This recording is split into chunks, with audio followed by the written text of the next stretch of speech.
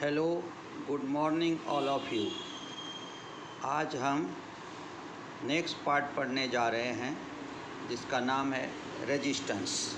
तो हमने इलेक्ट्रिसिटी में फर्स्ट पार्ट देखा था वोल्टेज। अब वोल्टेज कंप्लीट कर लिया हमने कल, और आज हम पढ़ने जा रहे हैं रेजिस्टेंस। रेजिस्टेंस क्या है? Resistance is the property of material और सब्सटेंस। रेजिस्टेंस क्या है? That is the property of material और substance which opposes flow of an electric current and drop the voltage। यानी वो क्या करता है कि वह आपको क्या करता है? which opposes the flow of an electric current and drop the voltage। its voltage dropping depend on the value of resistance। उसका voltage dropping किस पे डिपेंड करेगा? वैल्यू ऑफ रेजिस्टेंस पे, कितना उसका रेजिस्टेंस है। And current passing through it. अब ये जो डेफिनेशन हमने बनाया, ये डेफिनेशन किसको ध्यान में रख के बनाना है हमें? ओम्स लॉ को देख के। ओम्स लॉ क्या कहता है? I is equal to V by R, और हमें R इज इक्वल टू क्या आएगा? V बाय आई।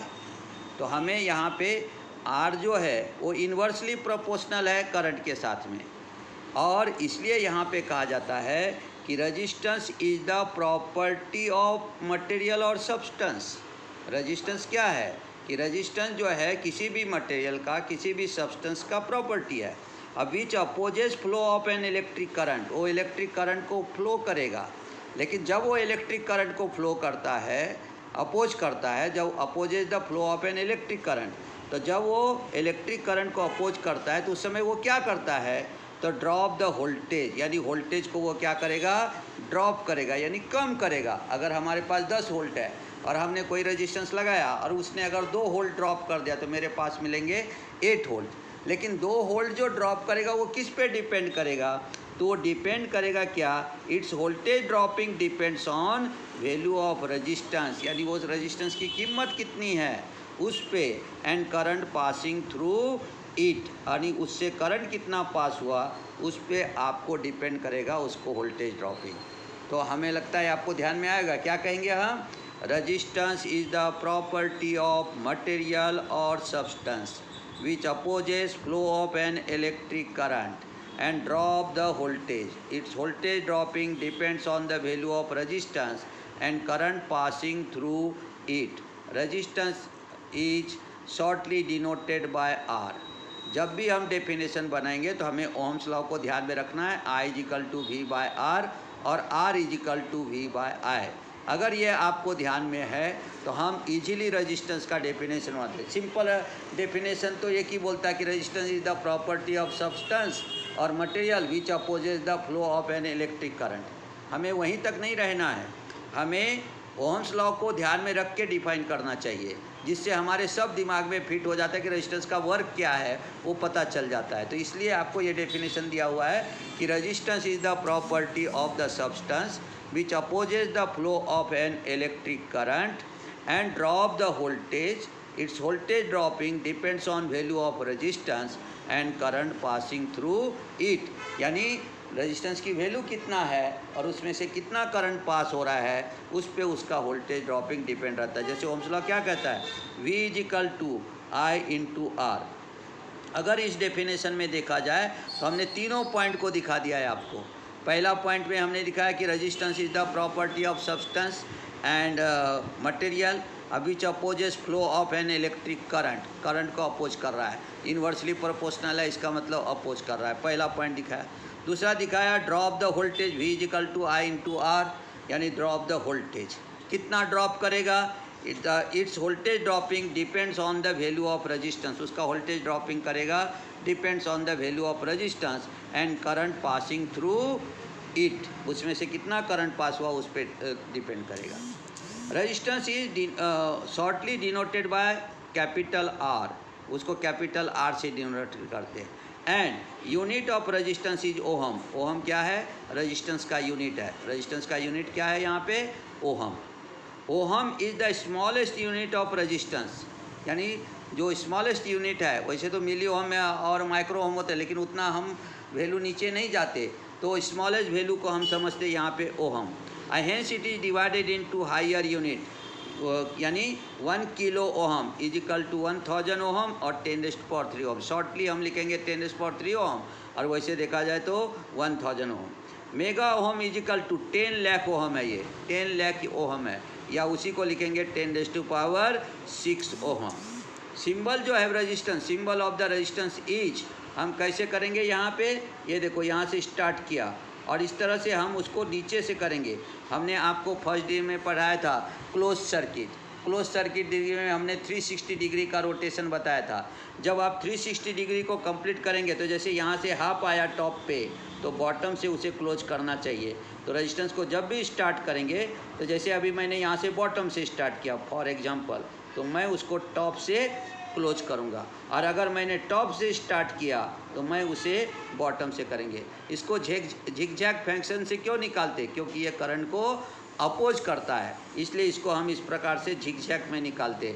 और इस तरह से वो अपोजिंग का काम वो वहाँ पे कौन करता है, तो वो करता है आपको वहाँ पे रेजिस्टेंस। अब हम 1 ओहम का डेफिनेशन देखेंगे।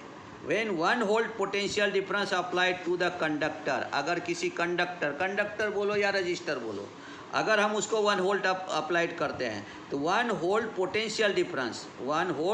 Potential difference applied to the conductor, there a 1 ampere current passes through it. अगर आपने 1 वोल्ट पोटेंशियल डिफरेंस किसी कंडक्टर को दिया और वहाँ से 1 एम्पियर करंट अगर पास हो रहा है, तो it then said to be there is a 1 ohm resistance. तब हम कह सकते हैं कि वहाँ पे कितना है, 1 ओहम रेजिस्टेंस है।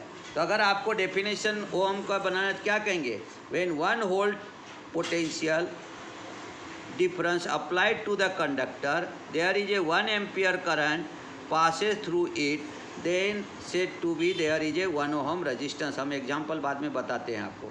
इन अदर वर्ड्स, दूसरे वर्ड में क्या कहेंगे, we can say that when 1 volt electric pressure produces 1 coulomb of charge, when 1 volt electric pressure produces 1 coulomb of charge in 1 second, then the resistance of the conductor यानी substance is 1 ohm। देखो मैंने physical definition बनाया। In other words we can say that when 1 volt electric pressure, 1 volt electric pressure का मतलब ही हो गया 1 volt, produces 1 coulomb of charge, अगर वो 1 कूलम चार्ज बनाता है कितने देर में, इन 1 सेकेंड में।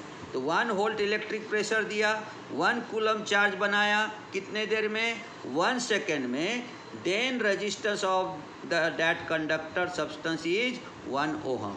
इसलिए बोला R is equal to V by R, R is equal to 1 volt upon 1 ampere means R is equal to 1 ohm. तो हमने ओहम्स लॉ से आपको 1 ओहम का डेफिनेशन हमने इस ओहम्स लॉ से बता दिया कि R is equal to V by R है। अगर मेरा V 1 वोल्ट है, यानी जिसे हम इलेक्ट्रिक प्रेशर भी कहेंगे, करंट वहाँ पे हमारा 1 एम्पियर है, तो रेजिस्टेंस रहेगा हमारा 1 ओहम। तो हम कह सकते हैं वहाँ पे पावर भी हमारा कितना रहेगा, 1 वैट रह सकता है। पावर कितना रहेगा हमारा, 1 वैट। चलो नेक्स्ट पार्ट पे जाते हैं हम। यहाँ पे क्या कहेंगे, the unit of the resistance is ohm. Ohm is the moderate unit. जैसे मैंने उधर स्मॉलेस्ट बोला था, अभी दोनों पकड़ के मिली माइक्रो पिको पकड़ करके हमने उसको मॉडरेट में डाल दिया, moderate unit. So it is divided into sub multiple higher और लोअर यूनिट। अब हायर में क्या आएगा, kilo ohm, 1000 ohm is equal to 10⁻³ ohm. Mega ohm यहाँ पे 10 लाख ओहम या 10⁻6 ओहम। मेगा ओहम को अगर किलो ओहम में बदलेंगे तो हम बोलेंगे 1000 किलो ओहम और 10⁻³ किलो ओहम। ये हो गया हमारा हायर यूनिट, यानी किलो ओहम को हमने ओहम से कंपेयर किया, मेगा ओहम को हमने ओहम से कंपेयर किया, मेगा ओहम को हमने किलो ओहम से एम्पेयर किया। ये हमारा 1000 ओहम है, 1 mega ohm is equal to 10 lakh ohm है, 1 mega ohm is equal to 1000 kilo ohm है। उसी को शॉर्टली कैसे लिखेंगे, 1 kilo ohm is equal to 10⁻³ ohm, 1 mega ohm is equal to 10⁻6 ohm और 1 mega ohm is equal to 10⁻³ kilo ohm. इसी को lower unit में देखो, 1 milli ohm is equal to 10⁻³ ohm, 1 micro ohm is equal to 10⁻6 ohm, 1 ohm is equal to, अगर हमने इसको कहा तो 10⁻³ मिली ओहम हो गया, और 1 ohm is equal to 10⁻6 micro हो गया। तो मिली ओहम माइक्रो ओहम जो है ये हमारा यहाँ पे क्या था, लोअर यूनिट था। ये यहाँ से यहाँ तक लोअर था, इसलिए माइनस साइन आया। ये हायर हो गया, मिली और माइक्रो से ओहम ज़्यादा बड़ा है, इसलिए यहाँ पे पॉजिटिव साइन आ गया। तो ये सब बातों को ध्यान में रखना चाहिए। तो ये था हमारा रेजिस्टेंस। अब रेजिस्टेंस के साथ में दूसरा पॉइंट हमारा आएगा यहाँ पे कंडक्शन। कंडक्शन जो है उसको हम जी से डिनोटेड करते, जैसे रेजिस्टेंस को कैपिटल आर से डिनोटेड करते, वैसे हम कंडक्शन को वहाँ कंडक्शन को हम कैपिटल जी से डिनोटेड करते। It is the ability of the conductor that defined how easily current passes through a conductor. हम टीचर हैं, हम आप लोगों को पढ़ाते हैं, हमारा ये कोशिश होना चाहिए कि कैसे इजीली आपके दिमाग से वो सब बात को हम समझा सकते हैं। अगर हम आपके दिमाग में समझा सके तो इसका मतलब है इजीली पास हो गया। पास हो गया तो आपका दिमाग भी कंडक्ट हो जाएगा और वो चीज़ समझ में आ जाएगा, तो आपको लर्न करने की ज़रूरत नहीं पड़ती, आप खुद ही अपने माइंड से उस पॉइंट को बना सकते हो। तो जैसे यहाँ दिया है, it is the ability of the conductor, conductor की एबिलिटी है that define how easily current is passes through a conductor, कितना इजीली कंडक्टर से हम करंट को पास कर सकते हैं, उसे कहते हैं हम conduction. It is the reciprocal of resistance, यानी रेजिस्टेंस का बिल्कुल अपोजिट है ये, रेसिप्रोकल इन्वर्सली प्रोपोर्शनल है, इसलिए क्या है, it is the reciprocal of the resistance. In shortly conduction denoted by capital G, और कंडक्शन को हम कैपिटल जी से करते। एक बार सीधा देखो, it is the ability of the conductor that define how easily current is passes through a conductor, it is a reciprocal of resistance, in shortly conduction denoted by G. G is equal to क्या दिया, 1/r, यानी क्या हुआ, conduction is inversely proportional to the resistance. Resistance अगर ज़्यादा है तो हमारा यहाँ पे कंडक्शन जो है वो इन्वर्सली प्रोपोर्शनल रहता है। तो आप यहाँ पे देखो G is equal to 1/r, that is the inversely proportional. Unit of conduction is mho, MHO लिखा। अब देखो रेसिप्रोकल है ना, ये लिखा हमने ओहम, इसी को उल्टा करेंगे, उल्टा करोगे तो कैसा होगा, पहला आएगा M, फिर आएगा H, फिर आएगा O, यानी उसको हम रेसिप्रोकल कर दिए तो ये आ गया मो। इसलिए यहाँ पे कहा गया है कि G is equal to 1/r। तो कंडक्शन जो है वो रहता है हमारा reciprocal of the resistance. Another unit, एक तो यूनिट हो गया मो, another unit of conduction is siemens.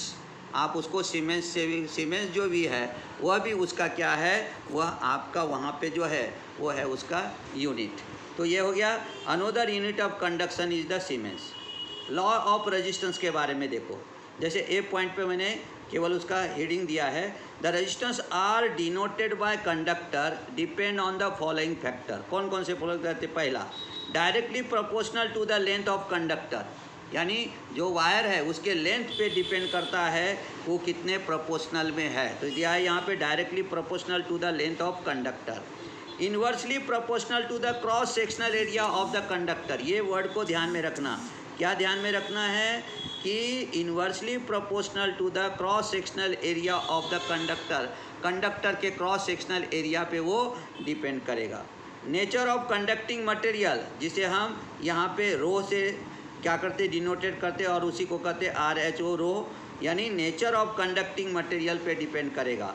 यानी temperature of the conductor, temperature increase और डिक्रीज हुआ तो उस पर भी डिपेंड करता है हमारा वहाँ पे रेजिस्टेंस की वैल्यू। इसलिए कहा है लॉ ऑफ रेजिस्टेंस में कौन कौन सा पॉइंट ध्यान में रखना है, directly proportional to the length of conductor, यानी वायर की जो लेंथ है उस लेंथ पे डिपेंड करेगा कि उसका वहाँ पे जो है वो कितना रेजिस्टेंस है। Inversely proportional to the cross sectional area of the conductor, inversely proportional रहेगा cross sectional area of conductor के ऊपर।